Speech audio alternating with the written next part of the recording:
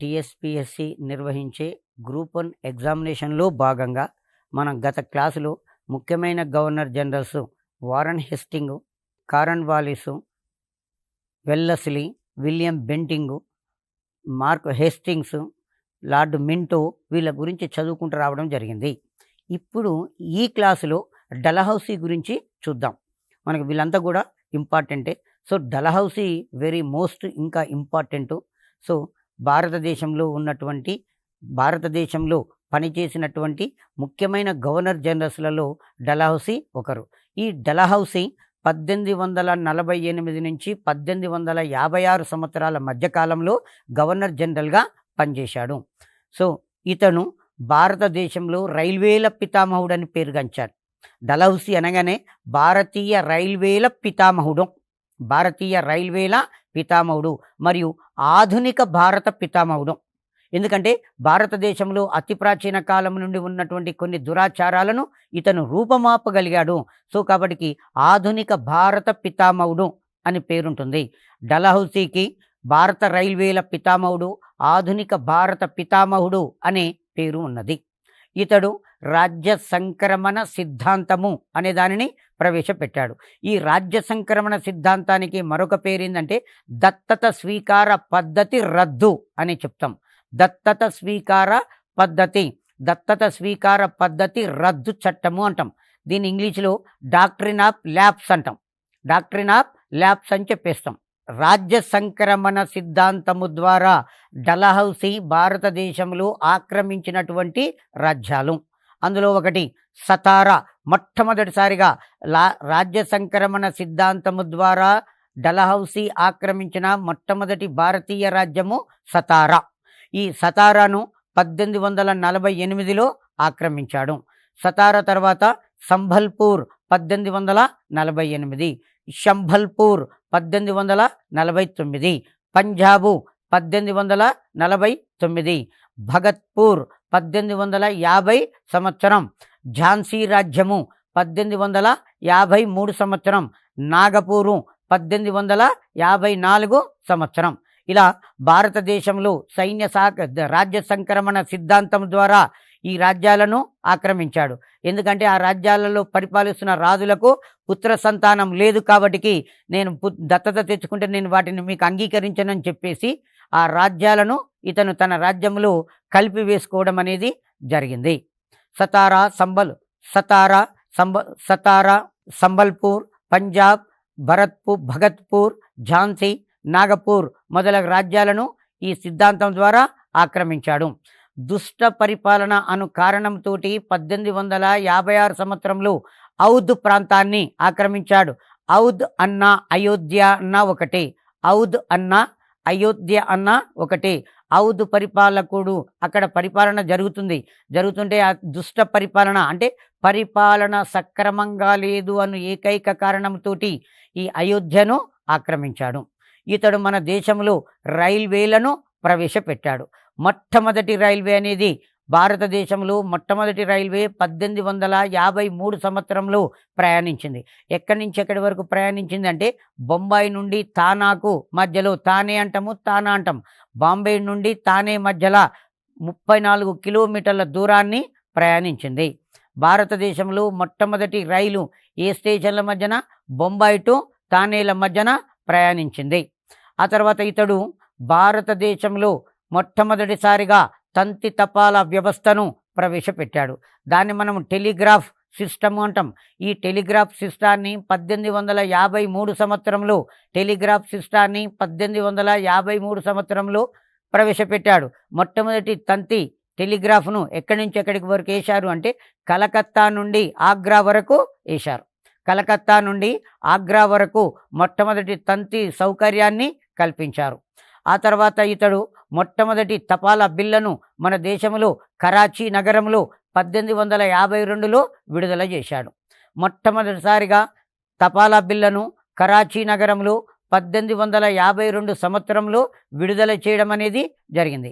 ఇతని కాలంలో ప్రజా పన్నుల శాఖ అనే దానిని ఏర్పాటు చేశాడు. దాన్ని PW అంటాం, పబ్లిక్ వర్క్స్ డిపార్ట్మెంట్ అంటాం,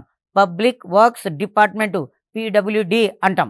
అంటే దీని ఉద్దేశం ఏంటంటే భారతదేశంలో కాల్వల త్రవ్వకము చేపట్టడం. ఏమైనా కాల్వలు ఆల్రెడీ త్రవ్వి ఉన్నట్లయితే వాటికి మరమ్మతులు చేపియడం. పబ్లిక్ వర్క్స్ డిపార్ట్మెంట్ శాఖ ఇతని కాలంలో స్థాపించబడింది. ఎవరి కాలంలో స్థాపించబడింది? డలహౌసీ కాలంలో. పబ్లిక్ వర్క్స్ డిపార్ట్మెంట్ శాఖ ముఖ్య ఉద్దేశం ఏంది? కాలువల త్రవ్వకము చేపట్టడం. ఆ తర్వాత డలహౌసీ భారతదేశంలో గ్రాండ్ ట్రంక్ రోడ్డు నిర్మాణాన్ని చేపట్టాడు. గ్రాండ్ ట్రంక్ రోడ్డు అంటే నేషనల్ హైవే అంటాం. నేషనల్ హైవే, గ్రాండ్ ట్రంక్ రోడ్డును నేషనల్ హైవే అని పిలుస్తున్నాం. కలకత్తా నుండి పంజాబ్ వరకు వేశాడు. కలకత్తా, ఆగ్రా, ఢిల్లీల మీదుగా పంజాబ్ వరకు గ్రాండ్ ట్రంక్ రోడ్డును ఏర్పాటు చేశాడు. భారతదేశ చరిత్రలో మొట్టమొదటిసారిగా గ్రాండ్ ట్రంక్ రోడ్డును వేయించింది షేర్షా. అతను కూడా బెంగాల్ నుండి పంజాబ్ వరకు గ్రాండ్ ట్రంక్ రోడ్డును వేయించాడు. ఆ తర్వాత రెండో వ్యక్తి లార్డ్ డలహౌసీ కలకత్తా నుండి పంజాబ్ వరకు వయా ఆగ్రా, ఢిల్లీల మీదుగా గ్రాండ్ ట్రంక్ రోడ్డును నిర్మించాడు. దాన్ని మనం ఇప్పుడు నేషనల్ హైవే అని కూడా పిలుస్తాం. ఇతని కాలంలో పంజాబ్ ప్రత్యేక రాష్ట్రంగా ఆవిర్భవించింది. డలహౌసీ కాలంలో కొత్త రాష్ట్రంగా ఏర్పడినది ఏ రాష్ట్రము అంటాడు? పంజాబ్ రాష్ట్రం. ఇది కూడా గతంలో ప్రీవియస్ ఎగ్జామినేషన్లో అడిగాడు. పంజాబు అనేది కొత్తగా రాష్ట్రంగా ఏర్పడింది ఏ గవర్నర్ జనరల్ కాలంలో? డలహౌసీ కాలంలో పంజాబు ఒక ప్రత్యేక రాష్ట్రంగా ఏర్పడింది. ఇతని కాలంలో వుడ్స్ విద్యా పథకము ప్రవేశపెట్టబడింది. డలహౌసీ కాలంలో వుడ్స్ విద్యా పథకము ప్రవేశపెట్టబడింది.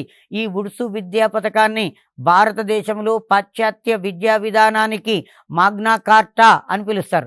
మాగ్నా కార్టా of India in English education, Woods dispatch అని చెప్పేస్తాం. వుడ్స్ విద్యా పథకము 1854 సంవత్సరంలో చేయబడింది. దీని ప్రధానమైన ఉద్దేశం ఏంటంటే భారతదేశంలో ఆంగ్ల విద్యను ప్రవేశపెట్టడం, ఆంగ్ల విద్యను విస్తరింపచేయడం. ఆంగ్ల విద్యని మనం ఏమంటామంటే పాశ్చాత్య విద్య అంటాం. పాశ్చాత్య విద్యా విధానానికి మాగ్నా కార్టా అని దేనినంటాము? వుడ్స్ విద్యా పథకాన్ని అంటాము. అంటే దీని యొక్క ఉద్దేశం ఏంటి అంటే ప్రజలందరికీ కూడా విద్యను అందించడం. ఆ విద్య ముఖ్యంగా ఆంగ్ల విద్యను ప్రజలందరికీ కూడా ఆంగ్ల విద్యను అందించడము. మరియు 1862 సంవత్సరంలో ఆంధ్రప్రదేశ్లో మొట్టమొదటి రైల్వే లైను వేయబడింది. 1862 సంవత్సరంలో రేణిగుంట నుండి పుత్తూరు వరకు మొట్టమొదటి రైల్వే లైను ఆంధ్రప్రదేశ్లో ఏర్పాటు చేయబడింది. ఆ తర్వాత డలహౌసీ స్త్రీ విద్యను, భారతీయ భాషలను ప్రోత్సహించాడు. ఆ తర్వాత ఇతను సైన్యంలో బ్రిటిష్ సైనికుల సంఖ్యను పెంచాడు. ఎందుకంటే ఇతను పనిచేసే కాలంలో ఇతడు భారతదేశంలో గవర్నర్ జనరల్గా పనిచేసిన సమయంలో బ్రిటిష్ సైన్యంలో ఎక్కువ మంది భారతీయులే పనిచేస్తున్నారు. చాలా తక్కువ మంది బ్రిటిష్ వారు ఉన్నారు. కాబట్టి ఆంగ్ల సైన్యంలో భారతదేశంలో ఉన్న బ్రిటిష్ సైన్యంలో ఆంగ్లేయుల సంఖ్యను పెంచాలి అని ఇతను సూచించడము జరిగింది. ఇతడు 1856 సంవత్సరంలో వితంతు పునర్వివాహ చట్టం అనే దానిని చేశాడు. వితంతు పునర్వివాహ చట్టం అనే దానిని 1856లో చేశాడు. ఎందుకంటే వితంతు పునర్వివాహ చట్టం అంటే భారతదేశంలో బాల్య వివాహాలు ఉండేవి. అమ్మాయికి 7 సంవత్సరాల లోపు అందరికీ ఆల్మోస్ట్ మ్యారేజెస్ అయిపోయాయి. ఏదో ఒక కారణం చేత ఆ అమ్మాయికి 8, 9 లేదు 10 సంవత్సరాలు ఏదో యంగేజ్లో ఉన్నప్పుడు భర్త మరణిస్తే మళ్ళీ జీవితాంతం అమ్మాయికి మ్యారేజ్ ఉండకపోయేది. ఒకటే మ్యారేజీ ఉండేది. రెండో మ్యారేజ్కి భారతీయ సమాజంలో ఆనాడు విలువ ఇవ్వకపోవడం అనేది జరిగింది. సో కాబట్టి స్త్రీ అట్లాగే ఉండిపోయేది. చిన్నపిల్లకు చిన్న బేబీకి వివాహం జరిగినా కానీ ఆ అమ్మాయికి తెలవనప్పుడు మ్యారేజ్ చేసేవారు, తెలవనప్పుడే భర్తను కోల్పోయేది. జీవితాంతం విడోగా అట్లనే ఉండేది. ఇది తప్పు అని చెప్పేసి వితంతువులు కూడా తిరిగి మ్యారేజ్ చేసుకోవచ్చు అని 1856 1956 సంవత్సరంలో వితంతు పునర్వివాహ చట్టసమ్మతమే అని చట్టం చేయడం జరిగింది. సో కాబట్టి ఇతని విధానాలన్నీ కూడా 1857 సిపాయిల తిరుగుబాటుకు కారణాలు అయినవి. ఆ తర్వాత ఈ ఆయుధాగారాన్ని కలకత్తా నుండి మీరట్కు తరలించాడు. డలహౌసీ ఆయుధాగారాన్ని కలకత్తా నుంచి ఢిల్లీకి సమీపంలో ఉన్న మీరట్ నగరానికి తరలించాడు. ఆ తర్వాత 1856 సంవత్సరంలో వితంతు పునర్వివాహ చట్టం చేశాడు. ఆయుధాగారాన్ని తరలించాడు. ఇతని కాలంలో సంతాలులు ఒక గిరిజన తిరుగుబాటు. వీళ్ళు సంతాలులు అనేవారు ఎక్కడ ఉన్నారంటే బెంగాల్, బీహార్ రాష్ట్రాలలో ఉంటారు. ఈ సంతాలులు అనేవారు తిరుగుబాటు చేశారు ఇతని కాలంలో. సో కాబట్టి ఇతన్ని ప్రాచ్యదేశపు అబ్రహం లింకన్ అని కూడా అంటారు. డలహౌసీని ప్రాచ్యదేశపు అబ్రహం లింకను అని కూడా చెప్పేసుకుంటాం. ఈ డలహౌసీ విధానాలే భారతదేశంలో 1857 సిపాయిల తిరుగుబాటుకు కారణాలు అయినవి.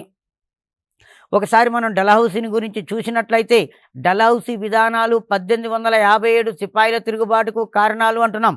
ఎందుకంటే భారతదేశంలో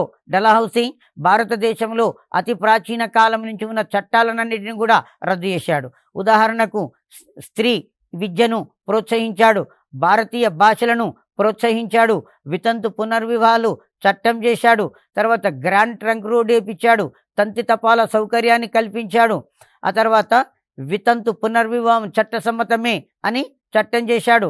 భారతదేశంలో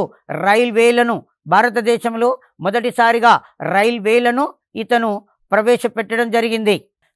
ఇతను ప్రవేశపెట్టిన చట్టాలను భారతీయులు రిసీవ్ చేసుకోలేకపోవడం వలన ఇతని విధానాలు 1857 సిపాయిల తిరుగుబాటుకు కారణాలు కావడము జరిగింది.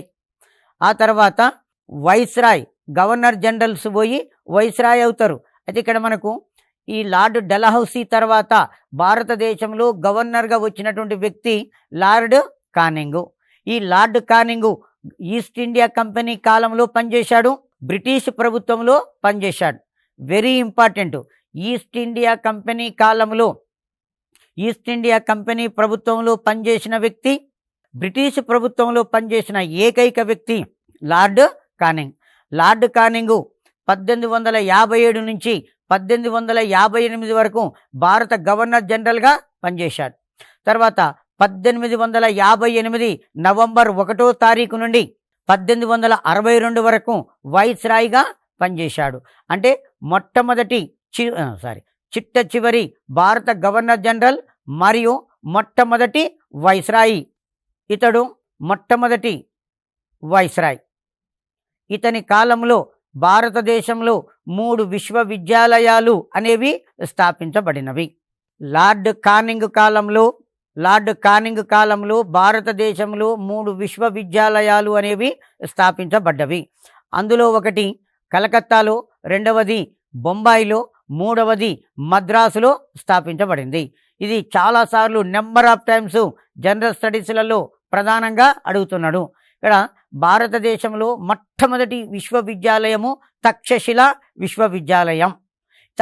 విశ్వవిద్యాలయము ప్రస్తుతము పాకిస్తాన్ దేశంలో ఉండిపోయింది. ఆ తర్వాత బ్రిటిష్ వారి కాలంలో మొట్టమొదటిసారిగా 3 విశ్వవిద్యాలయాలు స్థాపించబడ్డవి. ఒకటి కలకత్తా విశ్వవిద్యాలయం 1857 జనవరి 24 నాడు స్థాపించబడింది.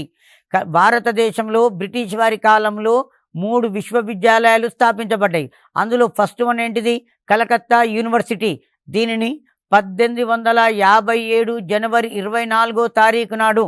రెండవది బొంబాయి విశ్వవిద్యాలయం 1857 జూలై 18న. మూడవ విశ్వవిద్యాలయం మద్రాసు విశ్వవిద్యాలయం 1857 సెప్టెంబర్ 5. 1857 జనవరి 24న కలకత్తా యూనివర్సిటీ. 1857 జూలై 18న బొంబాయి యూనివర్సిటీ. 1857 సెప్టెంబర్ 5న మద్రాస్ యూనివర్సిటీ. 3 విశ్వవిద్యాలయాలు అనేవి స్థాపించబడ్డవి. ఆ తర్వాత లార్డ్ కానింగ్ కాలంలో సిపాయిల తిరుగుబాటు అనేది జరిగింది. లార్డ్ కానింగ్ కాలంలో సిపాయిల తిరుగుబాటు జరిగింది. ఇక్కడ వినండి క్వశ్చన్. ఎవరి విధానాలు సిపాయిల తిరుగుబాటుకు కారణాలు? ఎవరి విధానాలు సిపాయిల తిరుగుబాటుకు కారణాలు? డలహౌసీ విధానాలు సిపాయిల తిరుగుబాటుకు కారణాలు. ఎవరి కాలంలో సిపాయిల తిరుగుబాటు జరిగింది? లార్డ్ కానింగ్ కాలంలో సిపాయిల తిరుగుబాటు జరిగింది. ఆ తర్వాత బ్రిటిష్ సిపాయిల తిరుగుబాటు తదంతరము బ్రిటిష్ పార్లమెంటు 1858 సంవత్సరంలో విక్టోరియా మహారాణి ప్రకటన చేయబడింది. దాన్నే విక్టోరియా మహారాణి చట్టము అని కూడా అంటాం. విక్టోరియా మహారాణి ప్రకటన అన్న, విక్టోరియా మహారాణి చట్టము అన్న ఒకటే. ఈ విక్టోరియా మహారాణి చట్టాన్ని 1858 నవంబర్ 1వ తారీఖు నాడు అలహాబాదులో ఏర్పాటు చేసిన ఒక దర్బారులో లార్డ్ కానింగ్ చదివి వినిపించాడు. లార్డ్ కానింగ్ చదివి వినిపించాడు.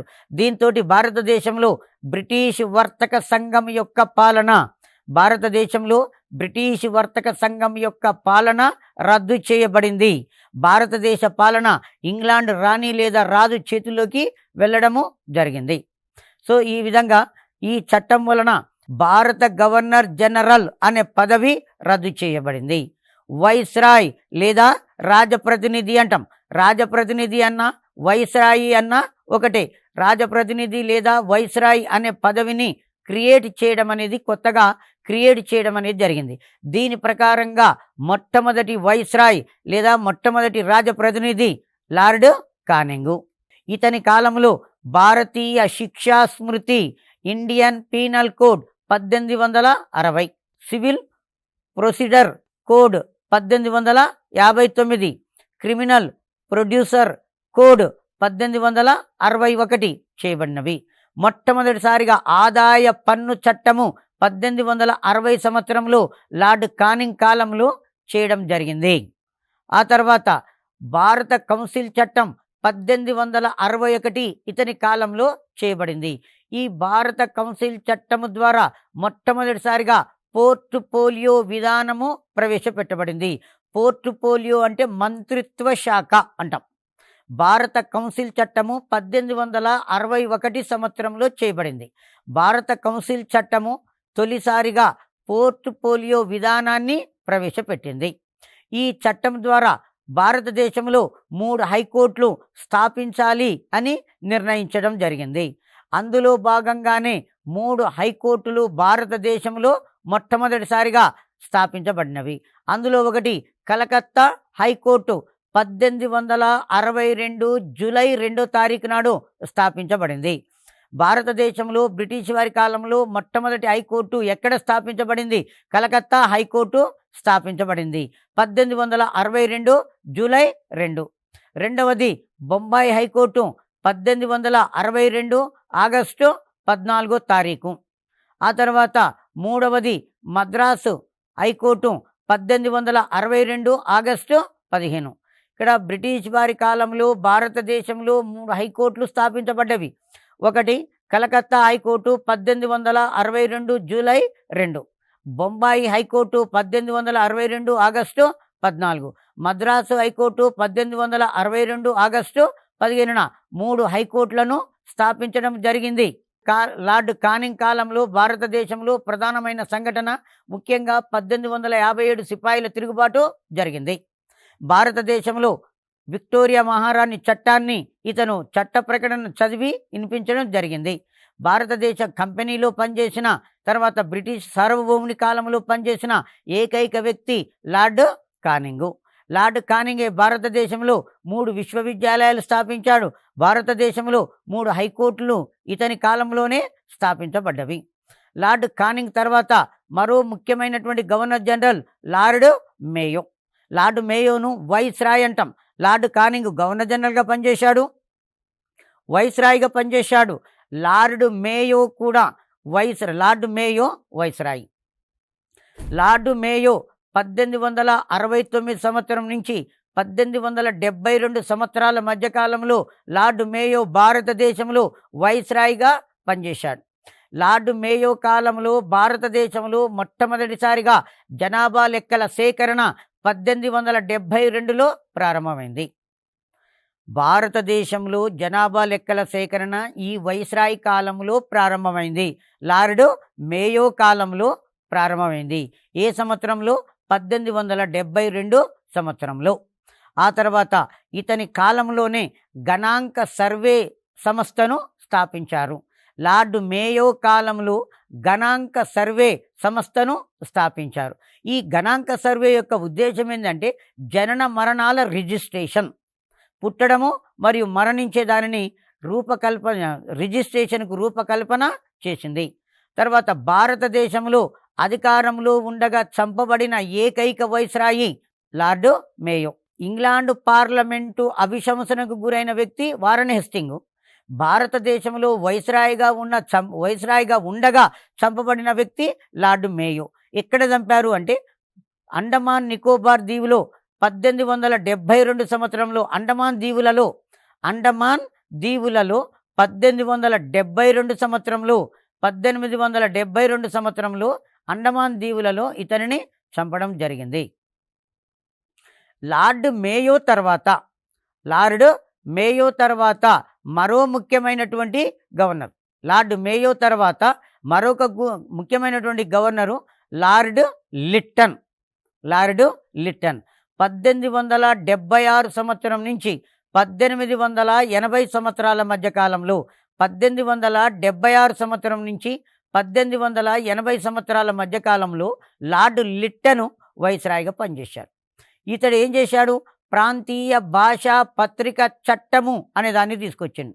ప్రాంతీయ భాషా పత్రికల చట్టము అంటాం 1878.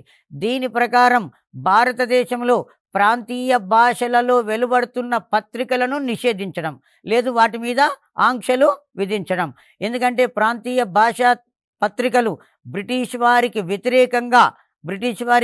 వ్యతిరేకంగా రాస్తున్నటువంటి రాతలను కంట్రోల్ చేయడం కొరకు.